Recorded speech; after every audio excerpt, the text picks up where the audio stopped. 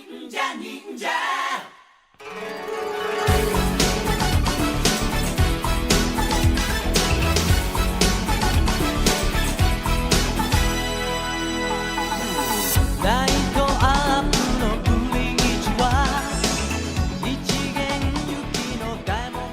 to the Super Sentai Brothers. This is episode 44 of Review to a Kakuranger, the internet's best and only podcast dedicated to Ninja Sentai Kakuranger.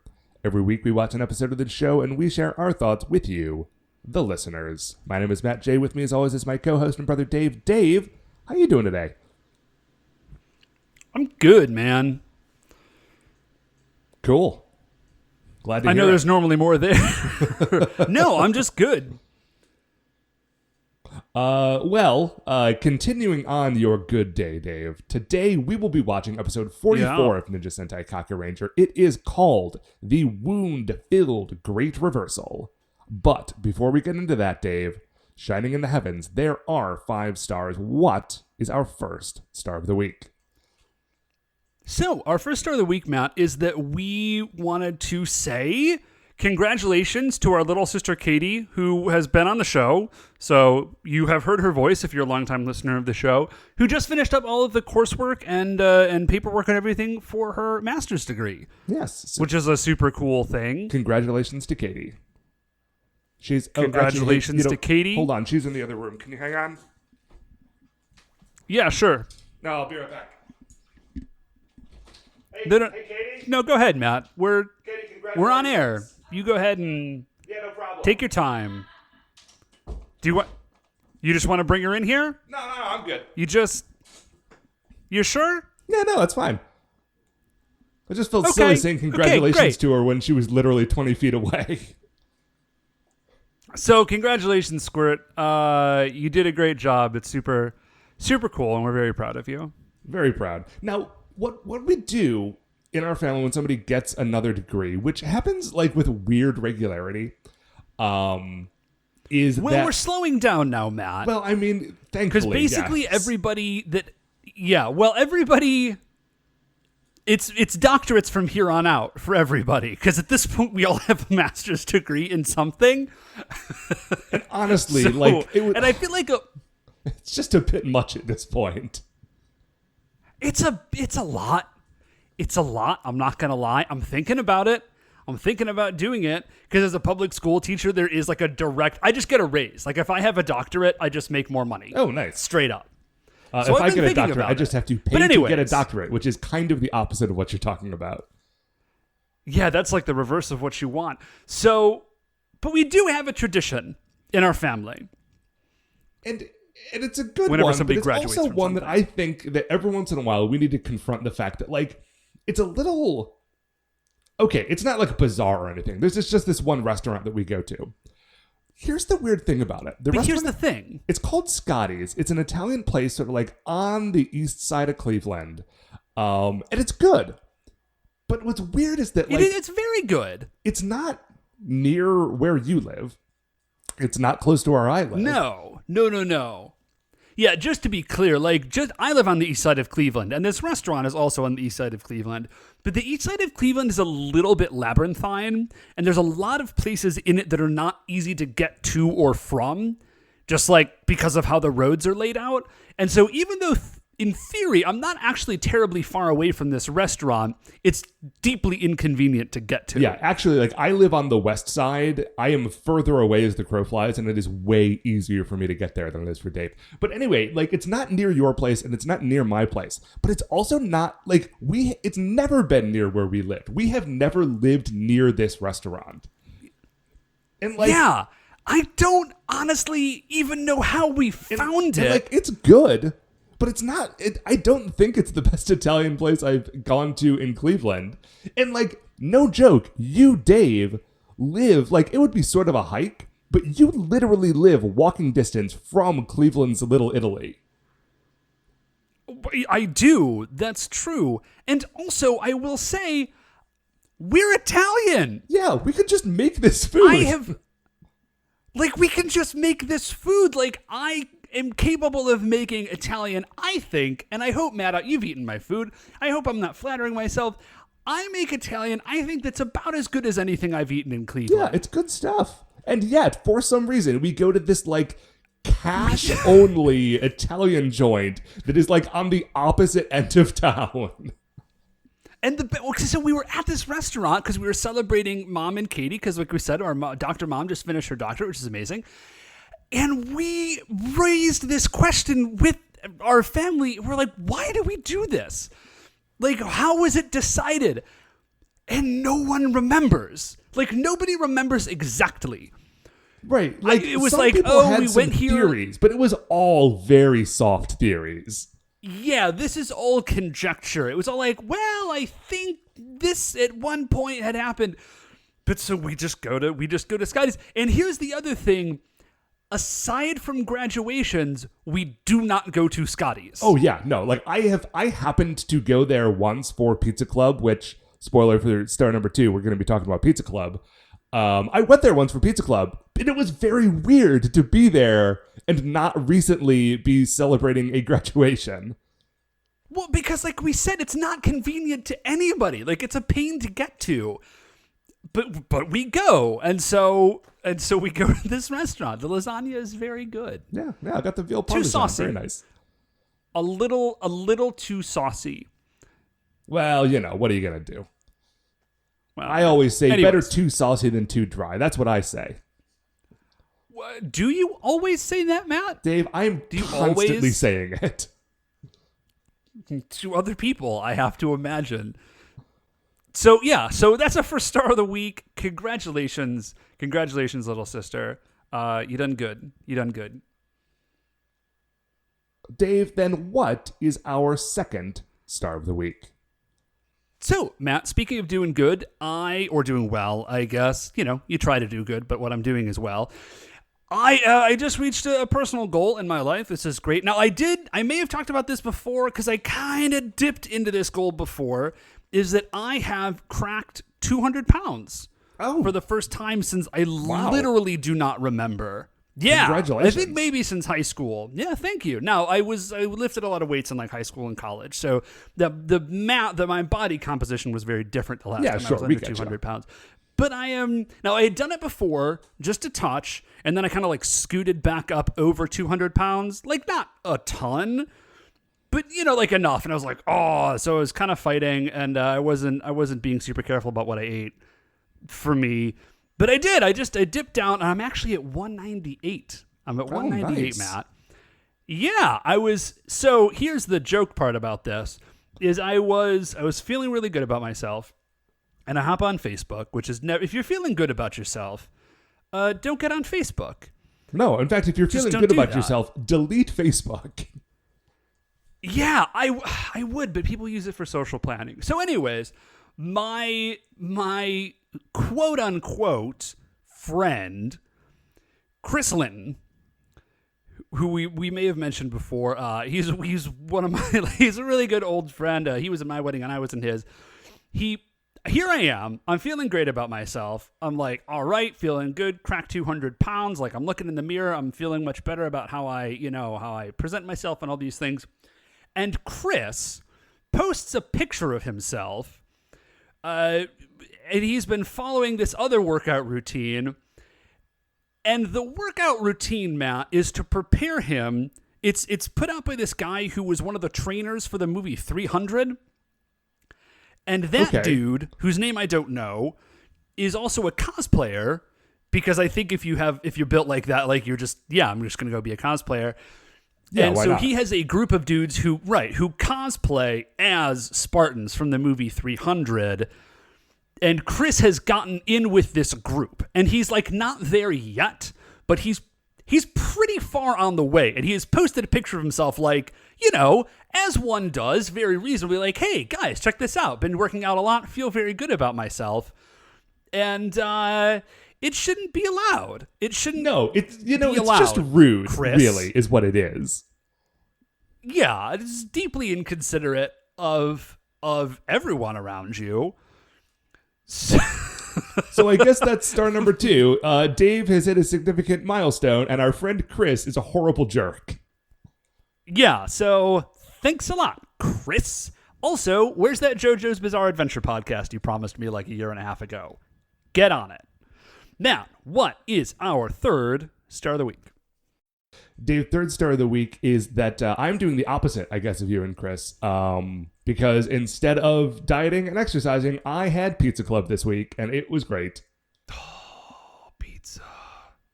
I miss pizza a little bit. I miss pizza a lot. Listen, actually. yeah, I can imagine that pizza is not necessarily part of the trim healthy mama lifestyle. You know, I was actually just talking to Beth this morning. Beth, I said, you know what's great about Trim Healthy Mama? I swear, I promise you, this is a genuine conversation that we had. This is not like an additional commercial. Because we were eating breakfast and it was really good. And I said, you know what's great about this whole thing is that like you can basically eat what you want. There's a handful of things that you don't eat. And even the things like you can't eat, you could do like a fairly close approximation of, right? Sure. Enough that you're like, this is the thing that I wanted, basically. But I was like, you know what? There's one thing that I haven't, you can't do. It's pizza. You can't do good pizza. Which is a shame because it's the one thing that everyone wants. It's the thing that everyone needs. And it's the one thing you can't have. It's very sad. But so anyways, Pizza Club. Yeah. Oh, by the way, for new listeners, Pizza Club is a thing that I do once a month with a group of friends of mine. We go out and we eat pizza at a different place. It's like a book club, except with pizza, which means that it's better. I mean, books are good too. Don't get me wrong. Come on. Books are great. Let's be real. Now, what's weird about this month's Pizza Club, Dave, is where we went. Not necessarily the restaurant. The restaurant was fine. It's called the Saucy Brew Works. It's like a microbrewery / pizza place on the west side. Of course it is. Which, listen, I feel like at least half of the places, 30%. 30% of the places on the west side. Yeah, that's fair. Are either pizza places or microbreweries. So this really just slots in very nicely. Yeah, no, East Side is exactly the same. Well, there's fewer pizzerias. There's not as much pizza on the East Side, like outside of Little Italy, but there's still a ton of microbreweries. And at some distant point, Matt, I have to imagine that Cleveland will hit peak microbrewery. But I'm going to be real. I genuinely, I don't know what that looks like. I can't fathom really the point at which there are so many going on that Cleveland takes a look at itself, steps back and takes a long look at itself and says, guys, this might be too much beer. Right. I don't know how much beer it would take, but it's more than we've got. And we've got a lot. I mean, we're trying. We're making as much as we can out here. Anyway, so we're putting a dent in it. So we show up to this place. It's called the Saucy Brew Works, as I said, and it's nice. The pizza's good, the beer's good. The place is brand new and beautiful and shining clean, you know. And a lot of things on that corner are beautiful and new and shiny and clean, which is very strange because this restaurant exists on a corner where I used to work, and when I worked there, it was not that way at all. So this is on the corner of... Is this when you were a clown, Matt? No. That was on the east side of the Cleveland, and it was very brief. That was in a parking lot outside of a opening of the American Cash Exchange, I believe. This is when I worked in Ohio City at an art conservation lab.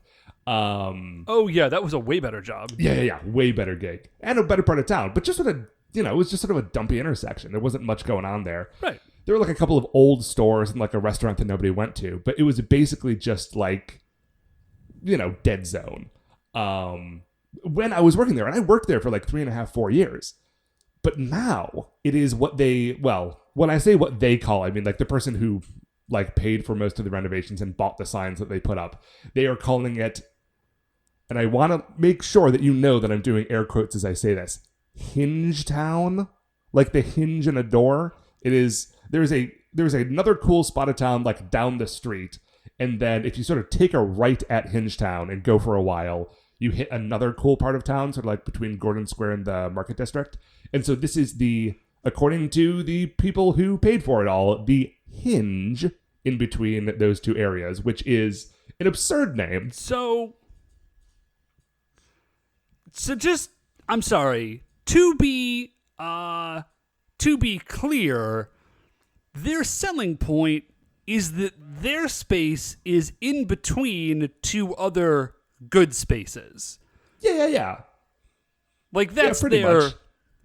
So they could have just called it like Hallway Town. Like that also would have worked. Well, yeah, but you got to take a right. So hinge, Okay, actually, the fact that you have to take a right does. Dang it. Okay, that's actually better than I thought it was. Yeah, it is a little like it's a little bit okay, but like really cheesy. And I think it's one of those things that they're just going to keep putting up new signs that say Hingetown until eventually like people just are exhausted with the effort of trying to ignore their naming structure. Anyway, so I went there, and like I said, it used to just be like a lot of nothing. And now there is, let me give you a list of the items, the stores that are there. There is a fancy coffee shop. There is a fancy tea shop. There is a fancy juice bar. Seems excessive. There is a definitely seems there excessive. There is a nice bar. There is another bar that is the pizza place.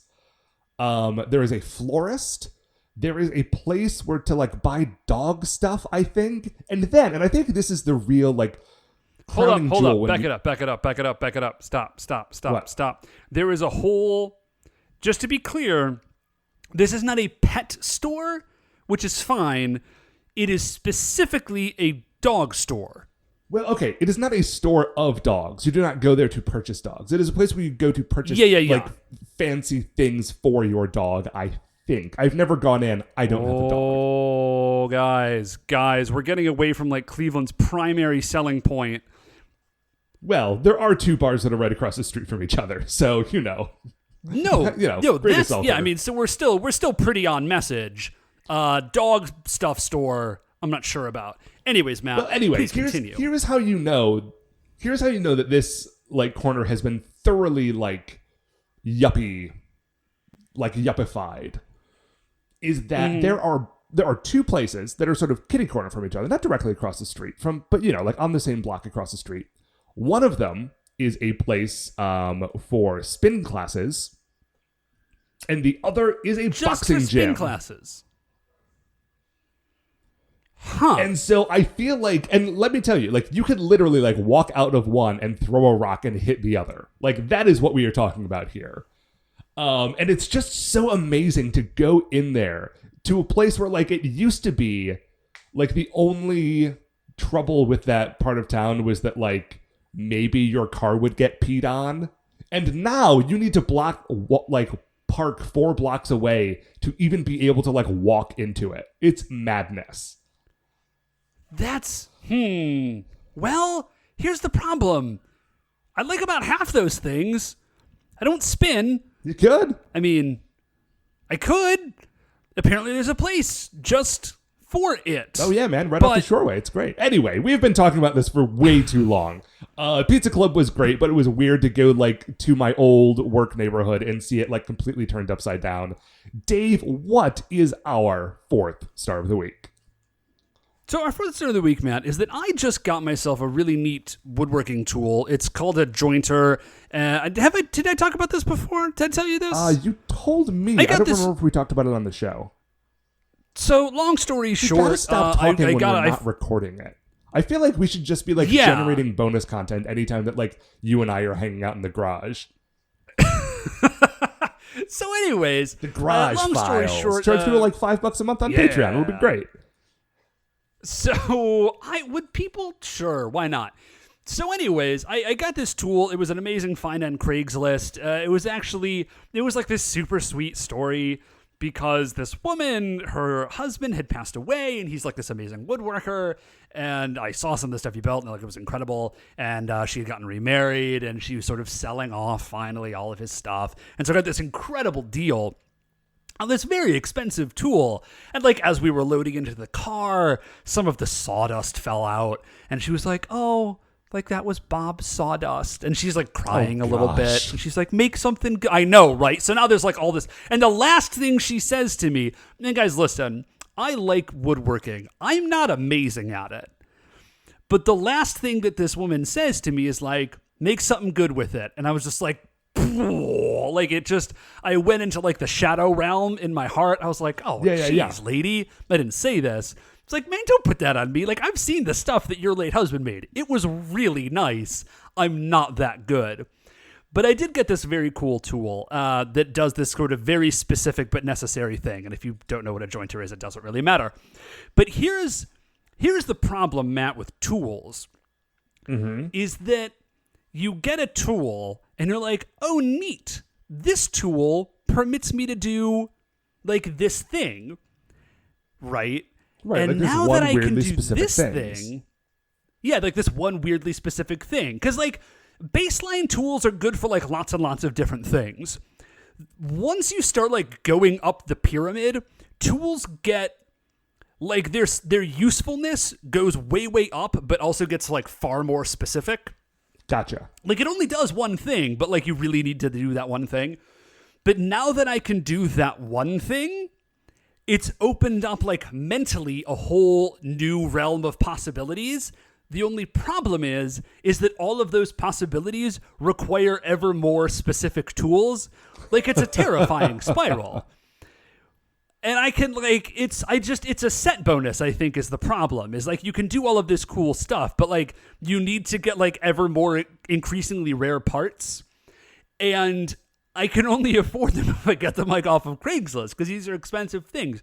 So basically, I just have to run raids all the time, hoping for like the one random drop that I need to hit. Wow, I don't actually play World of Warcraft, but that metaphor is surprisingly specific. I don't play World of Warcraft, but it sounded like it made sense. Yeah, no, I think I'm pretty confident that made sense. But so I've got a jointer now. I need a planer, and but now the only other problem is that I have really like tapped out the realm of like easily affordable tools. You know what I'm saying? Like I'm out of the zone of like just like. Yeah, man. I'm out of the zone of like $60, $70 tools. I'm into the realm of like multiple hundreds of dollars tools. Which is a lot more, like, it's very easy to say to my wife, like, hey, sweetie, I've got to run down to Home Depot. I got to grab this thing. It's like $40. It's like, like, that's cool. Like, whatever.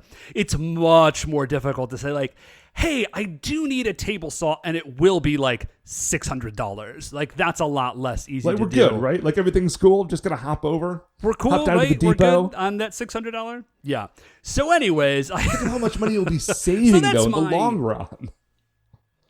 Well, see, that's the one thing, is I say, this is my only argument. Like, this is the one argument that I have, is I could say, listen, we could either buy furniture, or we can buy tools, and I can make furniture. And I actually have made some furniture, and so but then the problem is that I have to keep making furniture. It's not a problem, because I like doing it. So, here's how that would work if I were to say it. I would say either we can buy some furniture, or I can ruin a lot of perfectly good wood with a $600 table saw. And then we will buy furniture. Once I've made a complete mess of the basement. I just think we should try it. That is my. So explore all your options. It's worth investigating. So that's my problem, Matt, is I got to complete this set bonus. What, Matt, is our fifth and final star of the week? Dave, our fifth and final star of the week is that this week I finally, and I've been meaning to go for like 2 years, finally went out to the night market in Cleveland, which is like they do it once a month during the summer in Asiatown. And you heard me right. Cleveland does not have a Chinatown because it is not quite big enough. It is a sort of Pan-Asia town. Yeah, we just don't. There's not enough of any one particular ethnicity that like they get to claim the whole thing. But they all but like that whole sort of continent lives close to each other in Cleveland. So it's just Asia which town. Is super convenient if you live close enough to it that you can get like delivery out of that area, because that means that you can get like the best delivery food in the world, like in the city, like all from this like 4-block area. It's bigger than 4 blocks. I sadly do not. But so you went to the night market. I keep meaning to go. Is it like, am I missing out? It's very cool. Okay, it sounds here's very the deal. cool. It's very cool. It sounds almost impossibly cool. Well, okay. Like, I feel like it actually can't be nearly as cool as the name Night Market would imply. No, because the name Night Market suggests to you, like, that one scene from that one Hellboy movie where, like, they go to a weird, like, market underground and goblins are, like, buying your eyes from you to sell memories of people that you never met, you know? Yeah, no, exactly. I've played way too many role-playing games for this to possibly live up to what my dream of a night market is. But what actually is basically, it's standing in line to get food. But now I'm great at that. Here's the good part of that. The food is really excellent. Yeah, well, that makes a ton of sense. The problem with any of that stuff, because they also do this sort of thing over at down by the lake at Edgewater Park where I live near. The problem is that anytime you go to one of these things, it's like 20% too many people and 20% not enough, like, stuff. Vendors. You know? Because, like, there are vendors, and most of the vendors were food, but it was also, like, crafty vendors, you know? Like, oh, I make my own soap. Like, come and buy my soap. Or, like, hey, we're, like, an artisan pickler. Come and buy our artisan pickles. But mostly, it's listening to a band where, like, the sound is mixed kind of wrong and standing in line to get some, like, really, really excellent chicken on a stick. But, I love as food I said, on a stick. if you want that chicken on the stick, this is the place to go. And it was fun. It's fun to get out. They decorate the whole area. It's cool. Nice. That sounds rad. Well, yeah, I was about to say I'll go next time, but I won't because I have twins. Sure. So, but you know what you will do, Dave? You and I both will take a break. We will watch episode 44 of Ninja Sentai Kakuranger, and we will be right back. Ninja! Okay, welcome back. So we have just finished watching Ninja Sentai Kakuranger, episode 44, The Wound-Filled Great Reversal. You know those words that all make sense when you put them in order like that? Well, okay, in context, I feel like it's pretty okay. The show they are absolutely continuing their straight level best effort to convince me that there are not 9 more episodes to this show. I know. It's bananas. Like, I do not know how they are going to continue. Like, I feel like this level of drama is unsustainable for 9 more episodes. Not in like an objective sense. I just don't know if like there's enough fuel in the Kakuranger tank to like maintain this thrust. Well, Dave, this episode is super intense. Let me give you. Did you watch the like next time on Kakuranger preview at the end of the episode? No, I never watch them because I just want to be like I want to go into the episode fresh. Okay, well let me tell you, I won't tell you about it, but I watched it, and the way they are going to maintain the emotional like pressure next week is by having a weird, goofy episode that doesn't seem like it has anything to do with anything, but it looks amazing. Oh, okay. So they're going to maintain it by not. They're not going to maintain it. Dude, they build up pressure and then they just like take it off the heat and let it sit for a while and then bring it right back later and you never expect when it's coming. There's got to be a life lesson in there someplace. Dude, speaking of, sorry, I'm going to digress for like a hot second. Speaking of like the previews for shows and they say like next week on blah, blah, blah.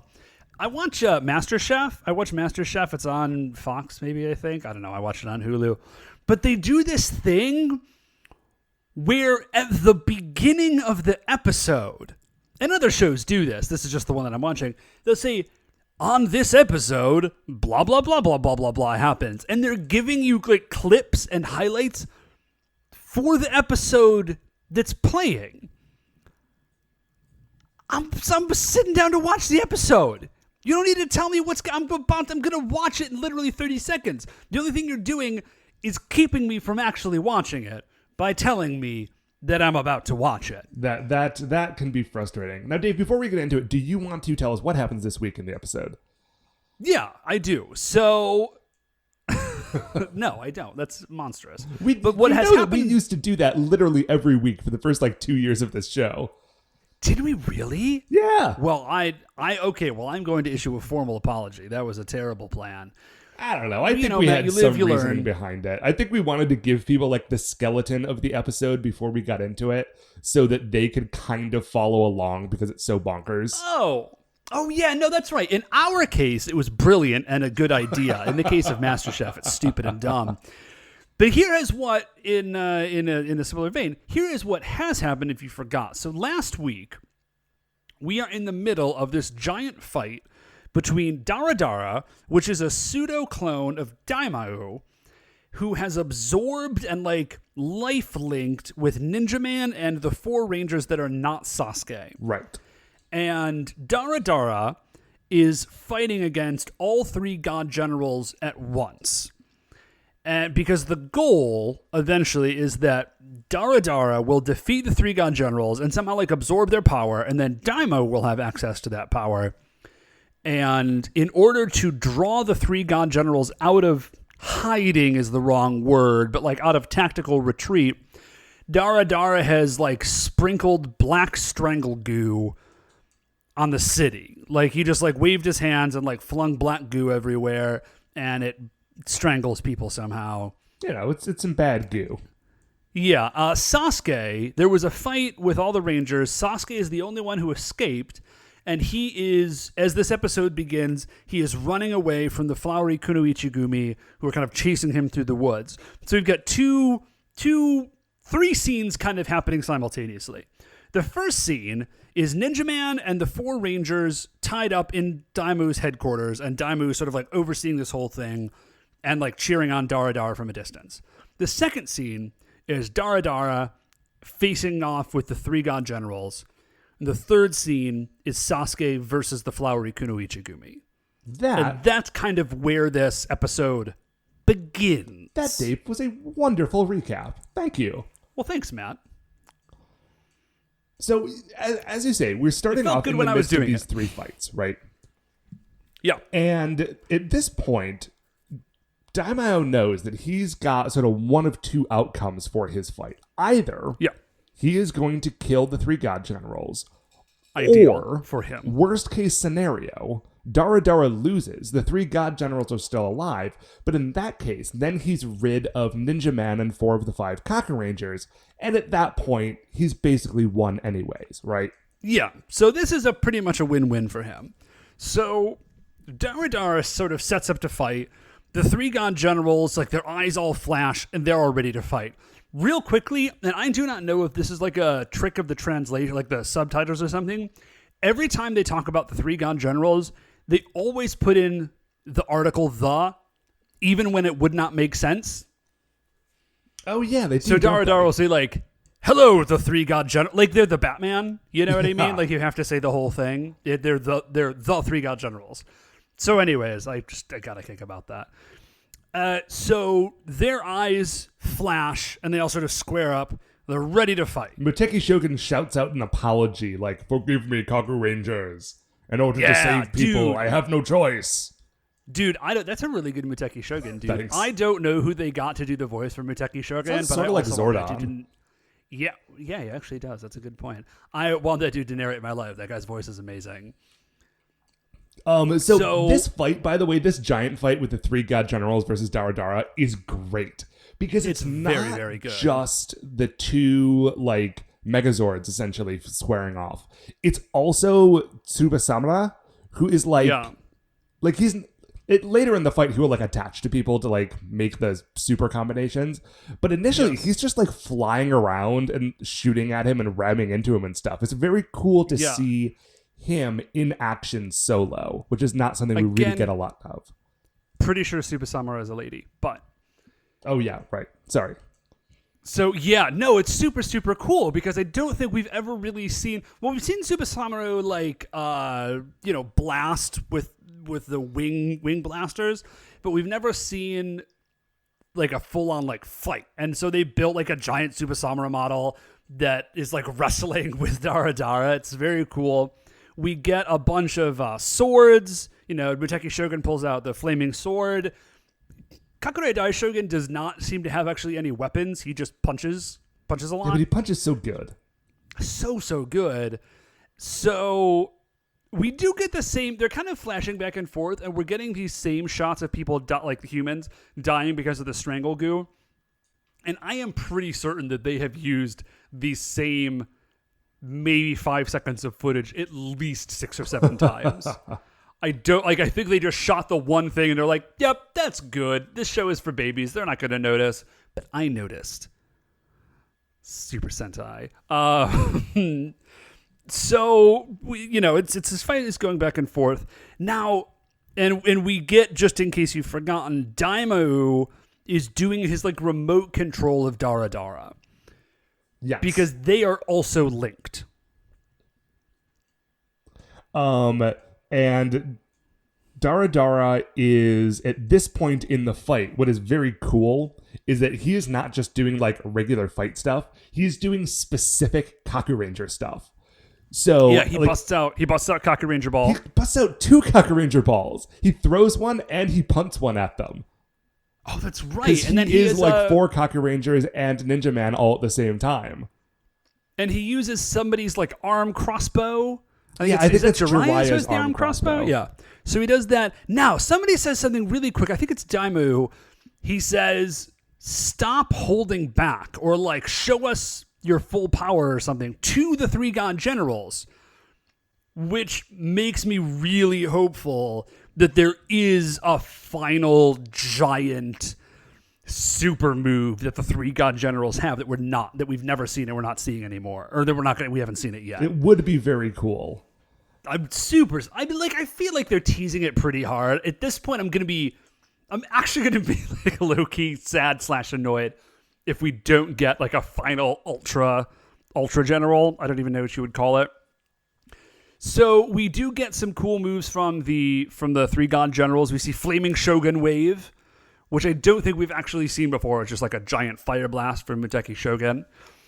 And Dara is taking a beating. Yeah. And since he is taking a beating, we cut back to Daimao's palace, and we see, of course, the 4 Kakurangers and Ninja Man also taking that damage.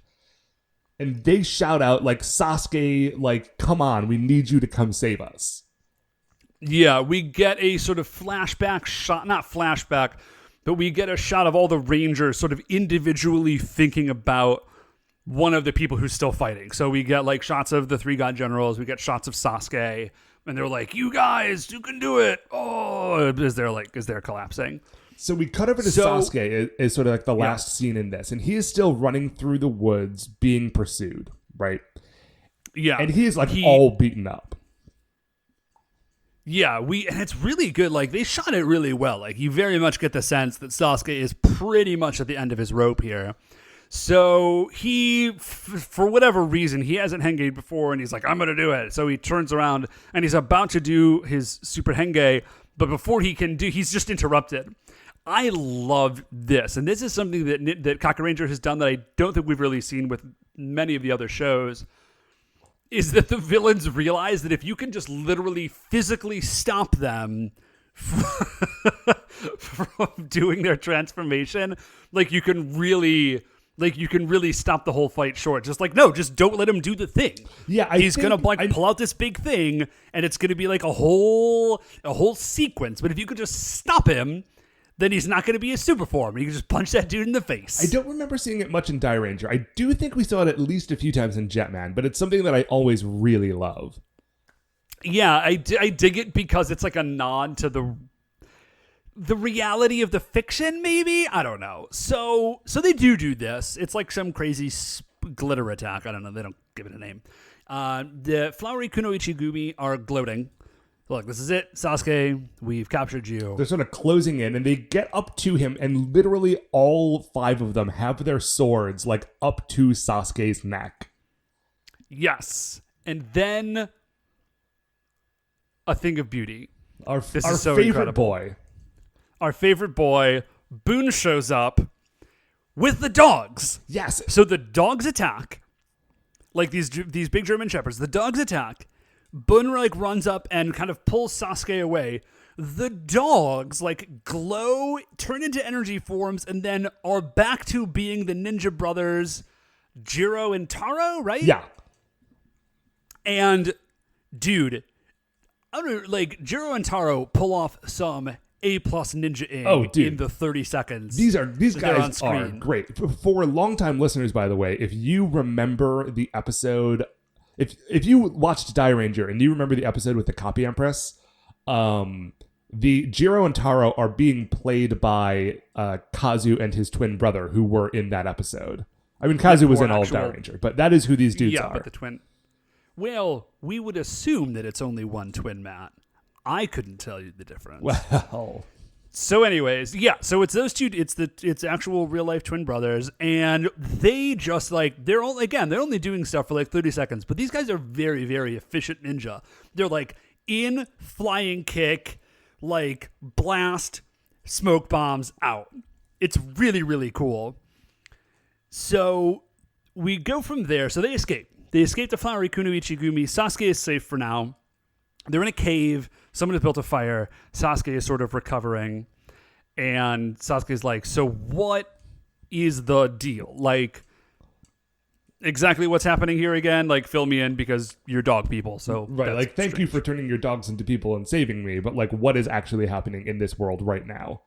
Yeah. So they go back and they explain, if you don't remember, that their parents were servants to Clan Yoshiteru, which is the family. Yeah, Tsuruhime's family. Yeah, Tsuruhime's family. And they're like, but her dad, who is now Hakumenro, like raised us and like took care of us and raised us as siblings to Tsuruhime. Yeah, because like the twins, like their parents died when the twins were very young, and so they were basically just raised as Hakumenro's kids and Tsuruhime's like older brothers. Yeah, so we get some flashbacks to this happening, and I forever cannot get over the mundanity of how, I can't remember his actual name, Hakumenro dresses when he is not like a yokai strategist. Oh yeah, just like boring dad Hakumenro is amazing. He's got like this dopey just wears bowl like cut. And like a cable knit sweater. And like that's all he wears. Like dude just wears Cosby sweaters with a bad haircut. It's really good. In my heart, what is happening is that he's being a super excellent ninja, because never in a hajillion years would you look at that dude and think to yourself, like, that guy might secretly be a ninja. You might think to yourself, if that guy were more exciting, he might secretly be like an accountant or something. Never in a million years would you guess that he would be a ninja, which makes him an excellent ninja. Well, sadly, though, not an excellent enough ninja to pull off his grand plan, however many years ago it was. So it does not work out very well, actually. Taro and Jiro, and this is still part of the flashback, had gone to infiltrate Daimao's, like, palace or whatever, right? Yeah. Now, okay, I'm going to finish talking about the flashback, but then I want to mention something about the timeline of all this that I can't figure out. Let's talk about that. Thank you. So they're in there, a cage drops on Taro and Jiro, and Daimao comes out and says, like, hey, here's what's up. I'm totally going to kill your kids unless you submit to working for me, in which case I'll let them live and they can go, but you are mine. Right. So Lord Yoshiteru says, absolutely, like, I'm down. Right. What Daimao does not mention, he says, I will let them live, but I'm turning him into dogs. It's just like a jerk move. But, you know, I mean, listen, which is weird. He's a yokai. Cowardice is the yokai's privilege. Right.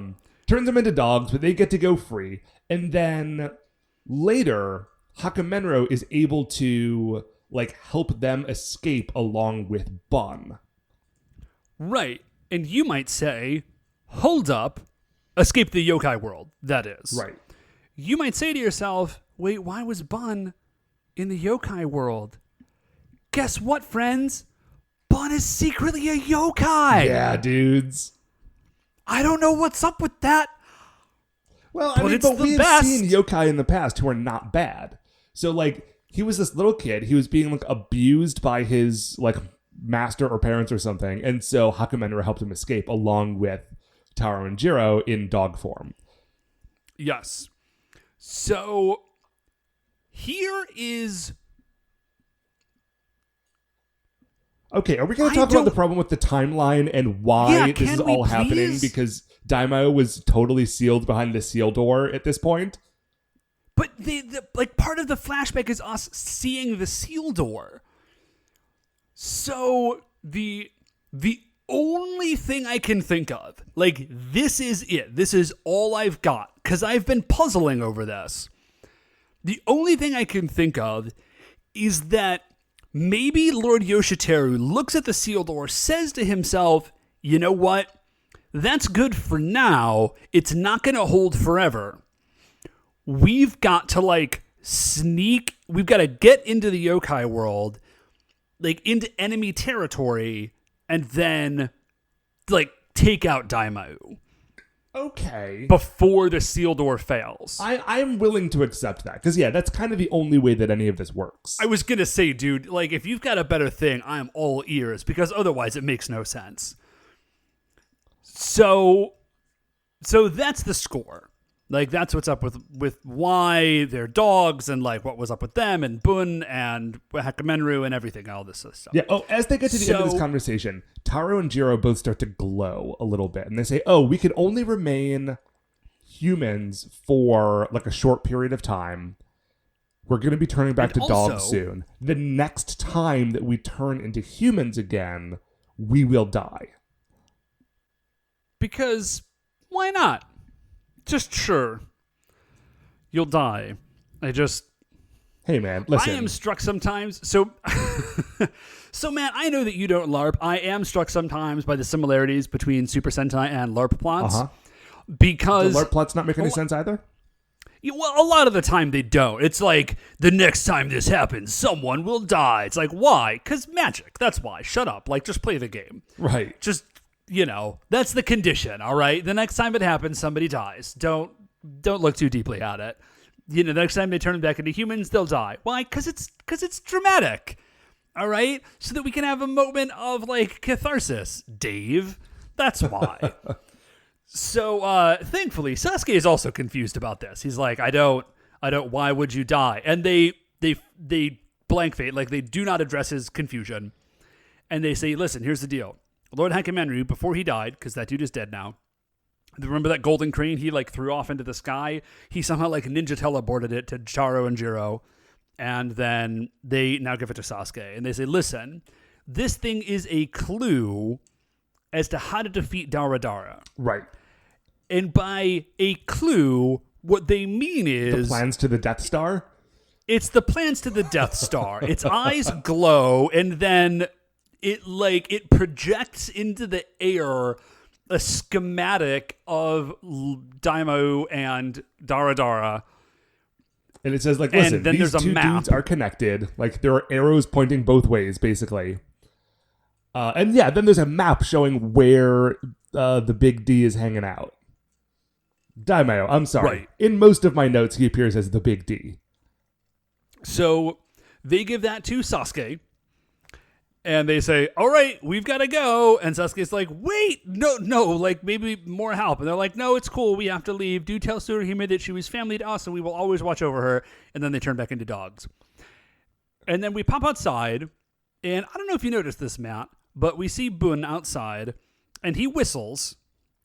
And Taro and Jiro come running out. Which makes a lot of sense when they were just dogs.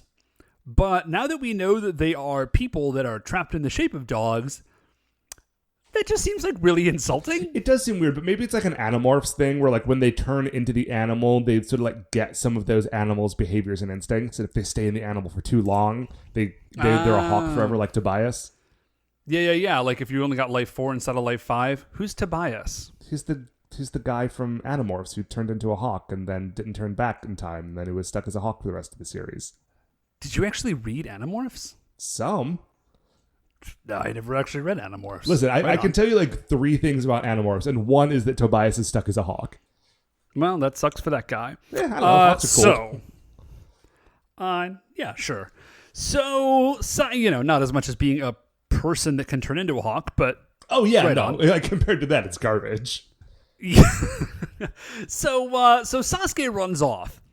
As Sasuke is running off, we go back to the fight between Dara and the 3 god generals that has apparently been happening this whole time. Yeah, and by the way, it was nighttime before and it's daytime now. So they have been going for hours. Yeah. So maybe it's the sun is just about to come up. Anyway, it's been a very long time. It's been a while. There's nothing going on. It's literally they just show us a shot of the fight so that it's still happening. So we see Sasuke running. He runs up to the evil castle. Oh, by the way, no, he doesn't just run up. He montage runs up. Like, he is running. Yeah, sorry. He's got an internal monologue about how he's going to save everybody. There's a cool song going in the background. Like, this is the scene of, like, the hero coming to save his friends. He is filled with renewed purpose, and because Super Sentai is effectively a live-action anime, that means he has... I think basically what happened is that, like, he hit a level up and it refilled, like, his HP and mana meters. Yeah. You know what I mean? Like... And so he's good to go. Like, he's got a new power and all his bars are refilled. And so he basically just fights his way in and attacks Daimao, and it goes weirdly well. Yeah, in my notes, like, it's just like, oh, he's running in, and then an ellipsis, and then like, oh, I guess that was super easy. Yeah, this what my notes say, Matt. I'd say, dude, was that all it took this whole time? Just punch your way in and stab that nerd? There doesn't seem to be, like, the only defenses around this evil castle are Dorodoros. That's it. So I think the only thing that this castle had going for it is that literally they didn't know where it was. Right, because then because once he got the map, yeah, he just runs in and stabs everyone and then attacks Daimao. Had they known where this had they just been able to find the castle and they had all the Rangers and Ninja Man, I think this probably would have been over much, much sooner. Yeah, it's very strange. I mean, cool though. Like, it shows Sasuke as being like the man, which is something that I feel like we need to get a little more often with some of these characters. Yeah, that is true. So he rescues the Rangers. Yeah, and since they're cool. And since he hit Daimao so hard, Dara like lost his access to the powers that he had siphoned off of the Kakurangers and Ninja Man. So now they're all separated, and like the Rangers are cool. Yeah, they also level up. All their bars are refilled. Like, everybody's good to go. And then we get like this sick, like the Rangers all like post up and they all get a one-liner off on Daimao. And they go to like do with the super henge. They all henge and then they pose. And it's like hiding in the shadows. Justice prevails. And they'll give him like the thumbs down. How is this not the last episode of this show? I know, it so much feels like, well, here we go. Now we're going into the last like giant fight, and that is going to end the show. Because what happens next? Like, this is it. Is Daimao is like, oh no, we're not doing this here. And he grows, and he shows up like where Dara is. So now it's Dara and a giant Daimao facing like the three god generals with Ninja Man and all of the Kakurangers. Oh, I'm sorry, not Ninja Man, because by this point Daimao has made the mistake of calling them all novices, which of course means that Ninja Man is now Samurai Man. Yeah. Now, I did have a moment here, Matt, where I was this is all happening very quickly, and I'm like rapidly trying to process the storyline. I was like, okay, well, it looks like Daimao is about to die, but there's something like, what's going to happen? Is Young Noble Jr. coming back? Oh man, that would have been so good. I guess that would have been. So it was all in caps. That's not what happens. Well, it doesn't happen this episode. I'm holding out hope. So we've got Samurai Man. We've got the three god generals. The Rangers are back. They're like piloting the three god generals again. I'm not sure which one that they're in, to be honest. So the Rangers are now piloting the three god generals again. But I don't understand the relationship, because the three god generals clearly are autonomous. They could just do their own thing, but the Rangers do also pilot them. Yeah, it's very strange. So which means that I just don't know where anyone is in this scene. Yeah, dude, are we in like I don't know if we're in like a Transformers, what is it when it was the little robots and they would plug into the Minicons. Oh no, dude, I was thinking Pretenders. I was way off. Oh yeah, no, not those. But those are cool. Pretenders I are love great. those guys. The Pretenders were weird. I know. The Pretenders were robots strange. that pretended to be humans. Yeah, I don't get what was supposed to be happening there. But yeah, it's like maybe when the Rangers pilot them, they're like ninja auras sync up and like supercharge the god generals. Yeah, man, sure. Then anyways, that sounds reasonable. Yeah, so Daimao, so it's like a big giant fight. It's totally rad. Daimao says like, prepare to face my maximum power. And he does like a little energy blast, which doesn't seem to bother anybody. So that was sort of weird and disappointing. Muteki Shogun does Flaming Shogun Sword, which is cool. We haven't seen that one in a while. And he goes like, Flaming Shogun Sword. And he like circles the sword around. It's on fire. Yeah. It's totally red. So Dara. Well, basically what happens is they go in sequence and they do all of the giant robot finishing moves. Yeah. They do like the Flaming Shogun Sword. They do the like Iron Fist flying finish. And then Super Samura like combines like one at a time with Muteki Shogun and Kakure Dai Shogun to do their special moves. Yeah, so they do Muteki Shogun full discharge, and then they do the Iron Fist flying finish. And so Daimao bugs out at this point, but dude is still standing. Dude just ate like 3 finishing moves in a row and has enough juice left to be like, all right, I'm like, you guys won this one, but I'm coming back later for more. Yeah. So we did dig that because at first it seemed like Sasuke just ran in there and stabbed that dude and it seemed like he basically was about to take him out. But we did just see him, like I said, eat those 3 finishing moves. Right. So clearly Daimao is not to be trifled with. Now Dara is toast. Oh yeah, that dude's super dead. Like he could not be more dead. But like I guess the only way that they could have this episode end and not have it be the end of the series is that Daimao just says like, okay, no, I just looked at the schedule. There are 9 more episodes, so I'm going to leave. I'll see you guys next week. Yeah. So Daimao retreats to a secret cave that he had, and apparently Hakumenro was still alive. Yeah, even though he had looked 100% looked like he was atomized. He is not. He's cool.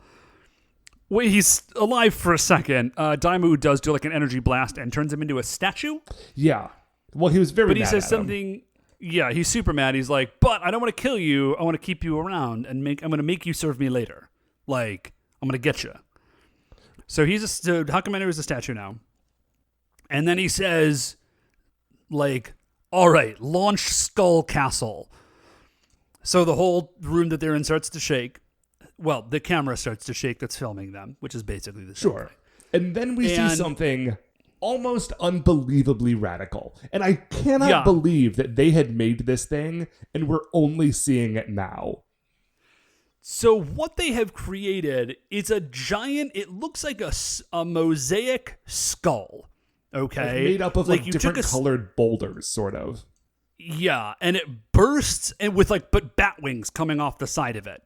And it bursts up out of the ground and just starts like hovering around. There is a weird moment where you see, and the mouth is like hanging open, and you see Daimao standing in the mouth of it. And I am going to assume that Daimao has taken his giant form to like gaze out on the vista that this skull thing presents for him, because otherwise Flying Skull Castle is maybe like 1 room large. Yeah. Because Daimao fills up the mouth of the skull.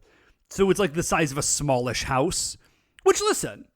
Hey, yeah, I mean, if I saw a flying stone skull the size of a smallish house with, like, giant bat wings, like... Yeah, it doesn't have to be that large. But the fact... to be insanely cool. The fact that we have just been having, like, a weird nondescript throne room inside of, like, a kind of a spooky mansion the entire season and not Skull Castle is kind of infuriating. Yeah, but the payoff is real solid. It is good. We did have that bit in the middle where there was like the skull skyscraper. Yeah, that was also very, very good. So, Dave, I guess finally, Young Noble Jr.'s prediction came true, and everything has turned to skulls. Man, I forgot that he said that. How could you forget that? Nice. That was like the high point of this series. So we go from there. And Sasuke, it's all the Rangers talking, and Sasuke breaks the news to Tsuruhime about the dogs. He's like, yes, it is Taro and Jiro. Also, they cannot turn back into people or they will die. But they say that you are their sister forever and that they love you. And Tsuruhime is very, very upset about this. Now, in case you thought that there were not enough like emotional things happening here, also, just so you know, now it's Christmas. Oh, yeah. I want to talk about that in like a hot second. So I get that Tsuruhime is really bummed out about the fact that like her adopted brothers are dogs forever now. But like, it's a little bit of, it's like a kind of a whiplashy moment because like, I don't really care. Like, Right, they have just not met given these us guys. Yeah, like I just met these dudes, but they clearly want us to care a lot about it. I mean, they're cool. I wish they were around more. Yeah, they're rad ninjas. So I love, like super duper love the fact that the Japanese do Christmas. Mm-hmm. Because it is a holiday for which, like as a nation, they have basically no like cultural touch points. Like it's entirely foreign. You know what I mean? But they super dig Christmas. And the best part is that they do Christmas like the same way that we do it. They just like looked at Christmas that happened in like Europe, America, really. They just looked at American Christmas and said, yeah, that seems cool. Well, I mean, they're right. We'll just do that. Christmas is amazing. Oh, yeah, no, Christmas rules. I love Christmas. Like, don't get me wrong. But they, they just looked and said, like, yeah, we'll just do that. Looks good. But what's get some of that Christmas over here. What's very good about this is that in the background, as they're having this emotional moment, "Oh, Little Town of Bethlehem" starts playing. Just in case, like, the lights and the trees and stuff do not really lay it on enough. Oh, also, as Tsukihime walks away and starts to cry, Jiraiya walks up and hands her like the gift of a small, I think it's like a Christmas tree ornament, but it is shaped like a Christmas tree. Yeah, it's meta. And then, due to the magic of Christmas, it starts to snow and everyone gets super excited. And then I got really excited because I remembered how much I loved Christmas. And also, like, it's Christmas. You know, it's a nice day out, but it's in the middle of summer, and so seeing a little bit of snow is like, oh, that would be cool. Ah, yeah. So that is the end of the episode. But Matt, it's not the end of our episode, because finally, after like 3 weeks or something, a monster died. Yeah, I know. And now we finally get to see how Dara would fare in the Creature Royale. Okay, so first of all, it's sort of weird because Dara is very effective, but he himself does not have like a plan as such. Right. Well, because like in some ways, he's not an independent monster, right? Like he is actually not a clone, but like a projection of Daimao. Yeah. Now, I think we still need to rate him separately in the same way that like Jin the Demon Fist and the Hungry Wolf Demon are on the list separately. Sure. So, as an individual monster, like, okay, so first of all, Dara is like crazy powerful and has a very cool look. Yes, he actually has a series of cool looks because he starts off with like, you know, Dara Classic, and then he goes into Ninja Man Dara, and then he's got like the crazy four-headed like monstrosity that he ends up at the end. Right. Okay, so let me just throw out... Is he cooler than Iron Mask Churyu? Nah, dude. Okay. I mean, okay. Let's be fair here. I just said that because Iron Mask Choryu is like Dire Ranger Darth Vader, and I love him. But what is around Iron Mask Choryu that we think is equivalent to Dara? Okay, so if we pop down a couple spots, we've got the Shootin' Doji Brothers, which are like a sort of a similar... There's the Kama Itachi, which is the sickle weasel, like the hurricane sickle weasel. Oh, man, he had a whole school. Yeah, okay, well, if we keep dropping down, we go into... Well, if we go a whole lot further down, we've got the jewelry priestesses. Ring priestess, necklace priestess, earring priestess. And then under that, we're getting into Ghost Lantern, the Copy Empress. Okay, here's the Sunakake Baba. Here's my flaw. The large-breasted sandwich. I think that Dara is definitely better than the Four Kings of Heaven. Of the two monsters that we have had that have four heads, Dara is the better one. So let's start from there and go up. He's better than... Is Karakasa the Lady Umbrella or the Dude Umbrella? Karakasa is the Lady Umbrella. Lady Umbrella was because the way Dude better Umbrella than is the like Dude Umbrella. Well, yeah, that's the only reason I can tell you that it's the Lady Umbrella, because the Dude Umbrella is like way down at the bottom because it's dumb and stupid. But Karakasa is the Lady Umbrella. She was really cool. If we start hopping up from there, we get like Nurikabe, which is the wall guy, Kappa and Rokurokubi, Traffic Light Dimension, Sunik. Okay, so here I think is my ceiling. My floor, I agree with you, is the Four Kings of Heaven. My ceiling is... I think my ceiling is Tsunekake Baba, the large-breasted sandwich. Okay, yes. I think he's got to be somewhere in there. Because I'm looking, he's not as cool, I don't think, as the Ghost Lantern. No, dude, that guy was Ghost Lantern was cool. Rad. And I don't think he's as cool as Copy Empress. So, if we're kind of sliding in around there, I do like him better than the Wall Guy. Yes, I definitely like him better than the Wall Guy. Nurikabe. He's got a way cooler look. He's way more effective. The fight he's invested in.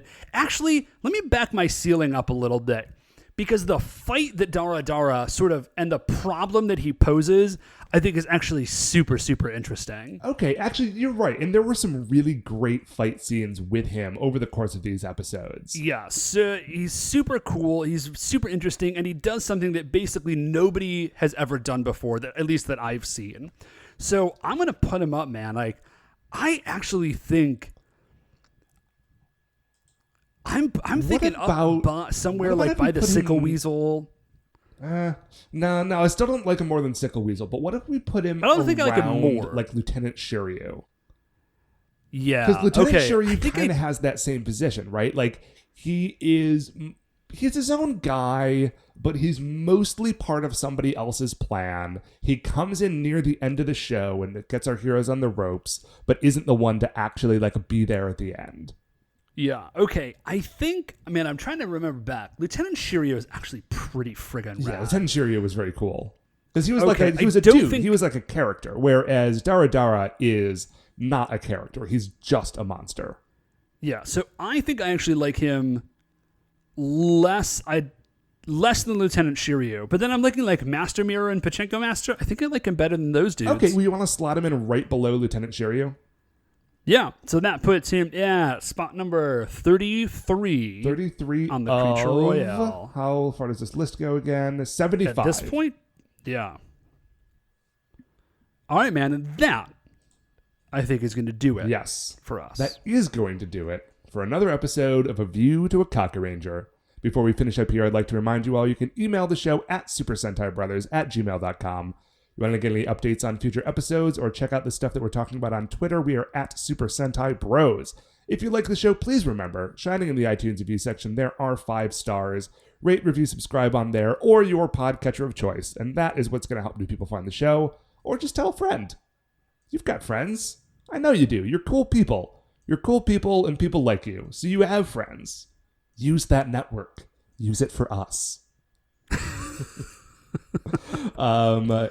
The Super Sentai Brothers are a production of Retrograde Orbit Radio. To find any of the other great Retrograde Orbit Radio shows, you can do that at retrogradeorbitradio.com. Once again, we're the Super Sentai Brothers. I'm Matt. I'm Dave. And we'll see you next week for the greatest show on Earth.